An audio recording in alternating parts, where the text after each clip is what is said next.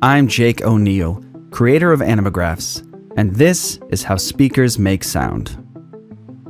The basic speaker design has a motor that drives the speaker back and forth, attached to a cone to translate this movement into pressure waves that travel through the air. Let's look at each part in depth. The motor. A voice coil and magnet work together to form the speaker motor. The voice coil has a long section of thin copper wire wound many times around a heat-resistant cylinder called the former. When electricity flows through the copper windings, it naturally generates a surrounding magnetic field. This phenomenon is what makes an electromagnet. An electromagnet can act just like a permanent magnet, and yet, incredibly, its polarity, or positive and negative pole orientation, and magnetic intensity can be changed by altering the supplied electric current. It can instantly be made stronger or weaker, reversed, or turned off completely. A large permanent magnet or natural magnet surrounds the voice coil. This magnet has a top plate and a backing plate with a pull piece through the center to focus the magnet's field through the gap. An intricate electrical signal flows through the voice coil windings, causing it to move back and forth as its magnetic field pushes and pulls against that of the permanent magnet. This electrical current is a precise replica of the audio that was originally recorded. In fact, the entire sound is contained in this impossibly detailed signal.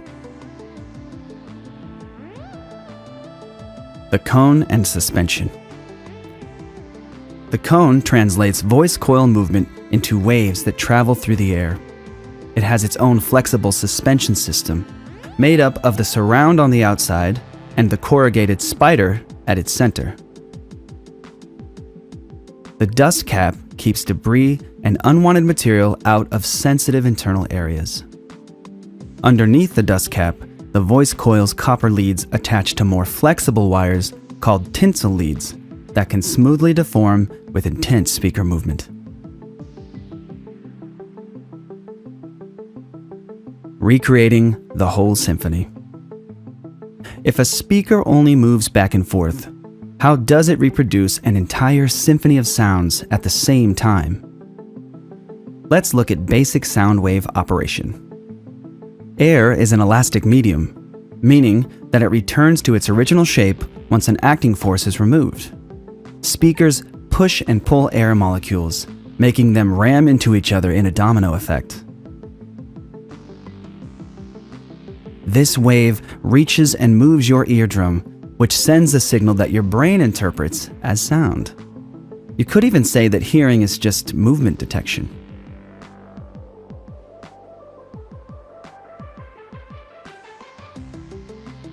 While it's often easier on paper to draw waves as a bouncy line, in reality, sound waves are three-dimensional areas of high and low pressure. When we turn up the volume, the speaker pushes harder, sending more forceful waves through the air. The sound wave's pushing force is its amplitude.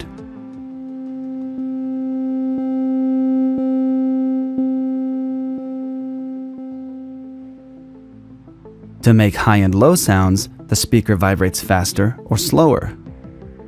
The wave rate is its frequency measured in hertz, or in musical terms, its note pitch.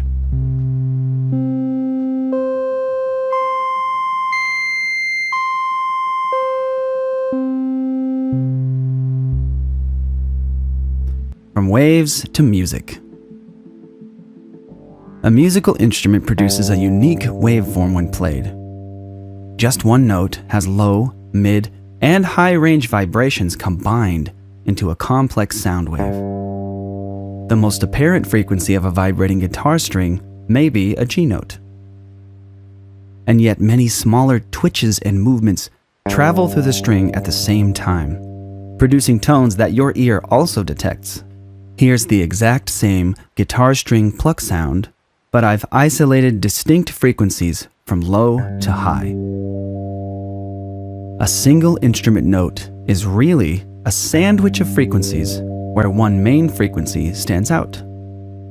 This frequency sandwich is known as an instrument's timbre, or unique sound. It's making a G note, yes, but it still definitely sounds like a guitar and not a piano. When two or more instruments are played together, their unique sound waves combine into one even more complex unified wave. Matching frequencies from each instrument merge, becoming louder but indecipherable from the other. However, many unique frequencies from each instrument's distinct timbre remain intact and undisturbed. With a little effort, our ears can still pick out these individual instruments from the mix. The human ear can discern sound vibrations between about 20 Hz and 20,000 Hz. That's a lot of available frequency to work with.